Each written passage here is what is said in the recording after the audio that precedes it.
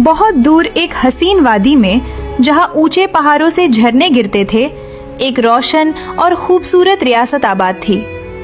वहां के बादशाह का नाम फुरकान और मलिका का नाम सना था, जो अपनी आवाम को अपनी औलाद की तरह समझते थे। खुदा ने उन्हें 3 बहुत ही प्यारी औलादों से नवाजा था, जिनमें 2 बहादुर और नेक शहजादे इमाद और इबाद थे। बड़े भाई इमाद की तलवारबाजी और छोटे भाई इबाद की तीरंदाजी पूरी रियासत में मशहूर थी, और उन दोनों के बाद उनकी सबसे छोटी और बेहद हसीन लाडली बहन थी शहजादी सवेरा। सवेरा का चेहरा सुबह की पहली किरण जैसा रोशन था, और उसके दोनों भाई उस पर जान छिड़कते थे। सवेरा बाकी शहजादियों से अलग थी।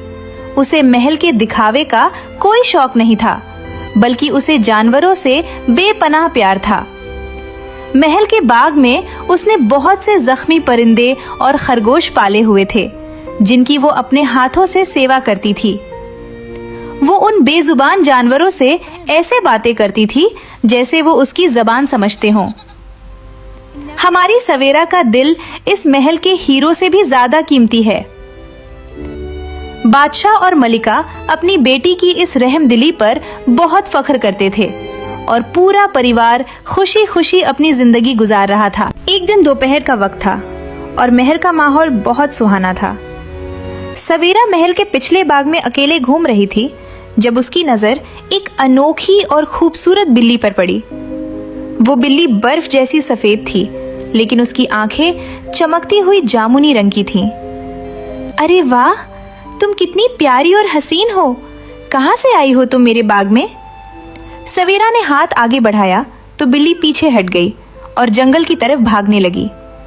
सवेरा, जिसे जानवरों से बहुत लगाव था, वो उस बिल्ली को अकेला नहीं छोड़ सकती थी। रुको प्यारी बिल्ली, मैं तुम्हें कुछ नहीं कहूंगी, बाहर खतरा हो सकता है। सवेरा बिल्ली के पीछे घने जंगल में बहुत दूर निकल आई, जहां चारों तरफ सन्नाटा और अंधेरा फैलने लगा। अचानक वो बिल्ली एक सूखे दरख्त के पास रुकी और उसका शरीर काले धुएं में बदल गया। तुम्हारे मासूम दिल और जानवरों के प्यार ने तुम्हें मेरे जाल में फंसा ही लिया, हसीन शहजादी।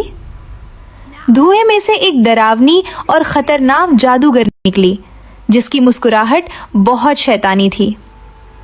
मैं सालों से एक ऐसी मासूम शहजादी की तलाश में थी, जिसकी खूबसूरती चुराकर मैं हमेशा जवान रह सकूं। जादूगरनी ने अपना डंडा जमीन पर मारा और जादुई बेलों ने सवेरा के हाथ पांव जकड़ लिए। जादूगरनी ने सवेरा को एक अंधेरे कैद खाने में बंद कर दिया और बाहर से जादुई ताला लगा दिया। शाम ढली और सूरज गायब हुआ तो महल में भगदड़ मच गई, क्योंकि शहजादी सवेरा अपने कमरे में नहीं थी। महल के कोने कोने में तलाश की गई, लेकिन शहजादी का कहीं कोई सुराग नहीं मिला। जब इमाद और इबाद वापस आए और उन्हें ये खबर मिली तो उनका खून खौल उठा। अब्बू जान, आप परेशान ना हो। हमारी बहन को अगर जमीन निगल गई है या आसमान खा गया है, हम उसे ढूंढ निकालेंगे।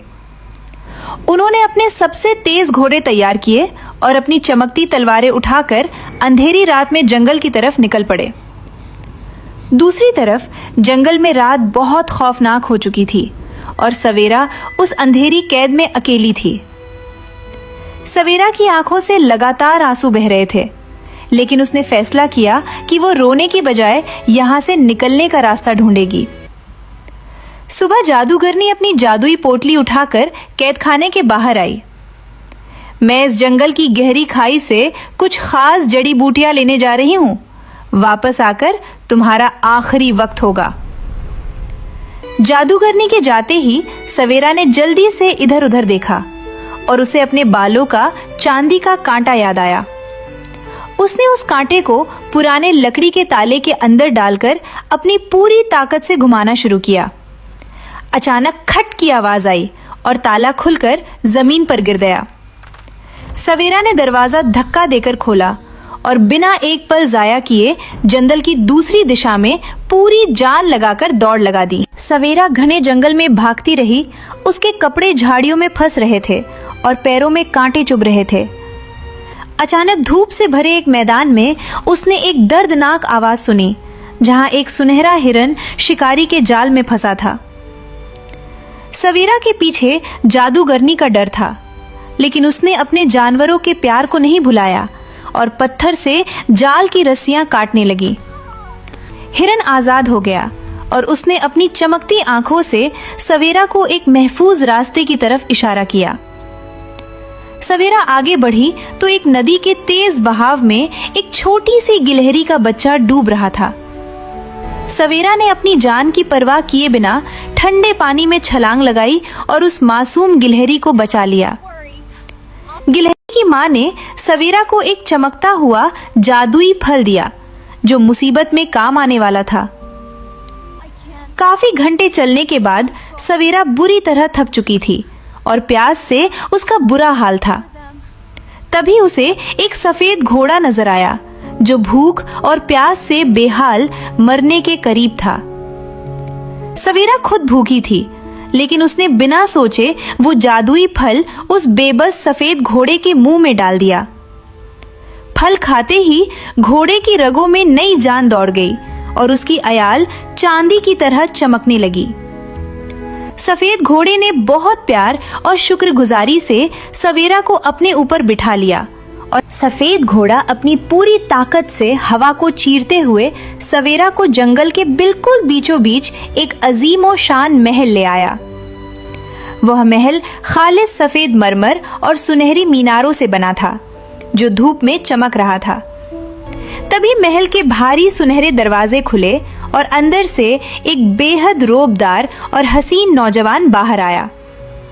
वह जंगल का शहजादा मुस्तफा था, जिसने सवेरा को बिखरी हुई हालत में देखकर हैरत से पूछा, आप कौन हैं हसीन खातून, और मेरे इस छुपे हुए महल तक इस घोड़े पर कैसे पहुंची? सवेरा ने घोड़े से नीचे उतरते हुए रोते हुए अपनी सारी कहानी सुना दी। शहजादा मुस्तफा सवेरा की बहादुरी और उसकी रहमदिली से बेहद मुतासिर हुआ। आप जैसी मासूम शहजादी को इन जानवरों ने पहचान लिया है। ये सफेद घोड़ा मेरा सबसे खास वफादार दोस्त है। मैं शहजादा मुस्तफा उम्र भर आपका एहसानमंद रहूंगा और आपकी हिफाजत करूंगा। मुस्तफा ने सवेरा को महल के अंदर दावत दी और उसे एक मुअज़्ज़ज़ मेहमान की तरह रखा। आज रात आप यहाँ बेफिक्र होकर आराम करें। सुबह होते ही मैं खुद आपको आपके महल छोड़ कर आऊंगा। महल की खादिमाओं ने सवेरा के जख्मों पर मरहम लगाया और उसे रेशमी कपड़े पहनाकर आरामदेह बिस्तर पर सुला दिया। उस रात मुस्तफा सवेरा के साफ दिल पर फिदा हो चुका था और सवेरा के दिल में भी उसके लिए मोहब्बत का फूल खिल चुका था। अगली सुबह जब परिंदों ने चहचहाना शुरू किया और धूप की पहली किरण ने जंगल को रोशन किया, शहजादा मुस्तफा ने सवेरा को उसी सफेद घोड़े पर अपने आगे बिठाया और लगाम मजबूती से थाम ली। घबराए नहीं शहजादी, सवेरा मेरी तलवार और मेरी जान दोनों आपकी हिफाजत के लिए हाजिर हैं। लेकिन उन्हें नहीं पता था कि जंगल के दूसरे हिस्से में एक भयानक कयामत उनका इंतजार कर रही थी। मेरी खूबसूरती, मेरी हमेशा की जवानी भाग गई, मैं उसे जिंदा नहीं छोड़ूंगी। जादूगरनी ने अपना शैतानी डंडा जमीन पर पटका और काले धुएं के बादल पर सवार होकर उनके पीछे उड़ पड़ी। मुस्तफा और सवेरा अभी आधे रास्ते में ही थे कि अचानक दिन का उजाला गायब होने लगा और काले बादल छा गए।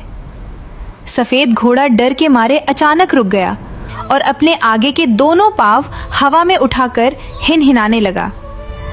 ये अचानक अंधेरा कैसा? जंगल का मौसम ऐसे नहीं बदलता। तभी हवा में एक खतरनाक कान फाड़ देने वाली हंसी गूंजी और जादूगरनी उनके सामने आकर रुक गई। तुम क्या समझी थी बेवकूफ लड़की? तुम मेरे काले जादू से बचकर निकल जाओगी। और तू जंगल के शहजादे, अगर अपनी जान चाहता है तो चुपचाप इस लड़की को मेरे हवाले कर दे। मरते दम तक नहीं ए बुरी चुड़ैल, जब तक मेरे जिस्म में आखिरी कतरा खून का बाकी है तुम इसे छू भी नहीं सकती। जादूगरनी ने गुस्से में अपना डंडा जमीन की तरफ इशारा किया और जहरीली काली बेलों ने मुस्तफ़ा और घोड़े को जकड़ लिया। मुस्तफ़ा की तलवार भी उन बेलों को नहीं काट पा रही थी और जादूगरनी हवा में उड़ती हुई सवेरा की तरफ बढ़ी।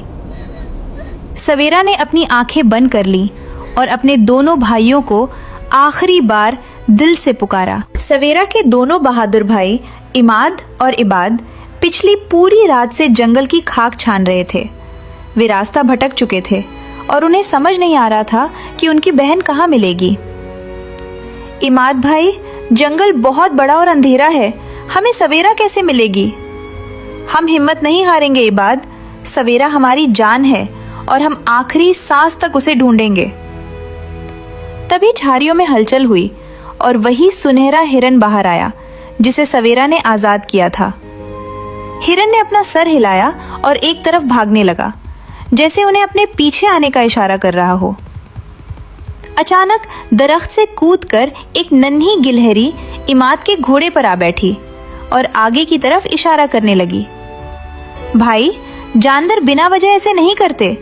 मुझे लगता है ये हिरन हमें कोई खास रास्ता दिखाना चाहता है। हिरन और गिलहरी उन दोनों भाइयों को ठीक उसी मंजर के पास ले आए जहां आसमान पर काले बादल छाए हुए थे। जैसे ही उन्होंने अपनी बहन को डरी हुई और जादूगरनी को हमला करते देखा, उनका खून आग की तरह खौल उठा। इमाद और इबाद ने एक साथ पूरी ताकत से जोर से चिल्लाया और उनकी आवाज शेर की दहाड़ की तरह गूंजी। सवेरा! ये आवाज सुनकर सवेरा ने आंखें खोली और उसके चेहरे पर उम्मीद की चमक जाग उठी। इमाद भाई, इबाद भाई, मैं यहाँ हूँ। इमाद और इबाद ने एक सेकंड भी जाया नहीं किया और अपनी चमकती तलवारें हवा में लहरा दी। तुम कौन हो और तुम्हारी हिम्मत कैसे हुई यहाँ आने की? हम उस मासूम शहजादी की ढाल हैं और उसकी मौत बनकर आए हैं जिसे तुमने हाथ लगाने की कोशिश की है। इबाद ने अपनी तेज तलवार से उन जहरीली बेलों को काट दिया और शहजादा मुस्तफ़ा आजाद हो गया। तुम सब मेरे हाथों मरोगे, कोई नहीं बचेगा। जादूगरनी ने अपना डंडा घुमाया और एक बहुत बड़ा काला आग का गोला इमाद की तरफ फेंका।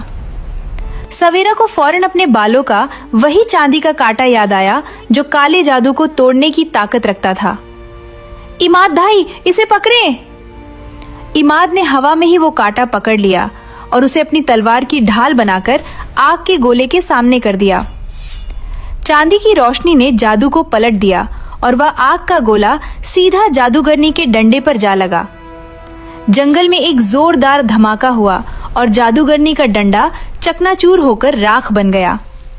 काला धुआं छटा और वह जादूगरनी एक कमजोर और डरी हुई सफेद बिल्ली बनकर झाड़ियों में भाग गई। सवेरा दौड़कर अपने दोनों भाइयों के गले लग गई और उनकी आंखों में खुशी के आंसू थे। हमारी प्यारी सवेरा, मेरी बच्ची, तुम ठीक तो हो ना? मैं बिल्कुल ठीक हूँ भाई, इन सब की वजह से। इमाद और इबाद ने शहजादा मुस्तफ़ा को गले लगाया और उसकी बहादुरी का शुक्रिया अदा किया। जब सब शाही महल पहुंचे तो पूरी रियासत में 40 दिन और 40 रात तक जश्न मनाया गया।